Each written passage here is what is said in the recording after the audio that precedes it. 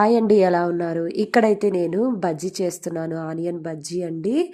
ఏం లేదండి, ఇందులో మంచిగా కొద్దిగంత అలాగే జీలకర్ర, పసుపు, ఉప్పు, కారం వేసుకొని, అలాగే కొద్దిగా కరివేపాకు వేసుకొని ఇక్కడ చూపిస్తున్న విధంగా మంచిగా అవి పిసకాలండి. ఎందుకంటే ఆనియన్స్లో ఉన్న వాటర్ అంతా రిలీజ్ కావాలి, అప్పుడే అందులో దానికైతే టేస్ట్ వస్తుంది. శనగ పిండినైతే వేసుకొని ఇక మంచిగా తగినంత వాటర్ వేసుకోవాలి. ఎలా అంటే లూజ్గా ఉండాలండి, మరీ చిక్కగా కాకుండా కొద్దిగా లూజ్గా ఉండాలి పిండి. అప్పుడైతే బజ్జీ అయితే సూపర్గా వస్తుంది. ఇక ఆయిల్ అయితే వేడి చేసుకొని అందులో వేసేసుకోవడమే. చూడండి ఎంత చక్కగా వచ్చాయంటే చాలా అంటే చాలా టేస్టీ. నేనైతే ఇందులో ఇంకా అసలు వంట సోడానైతే అసలు వేయలేదండి.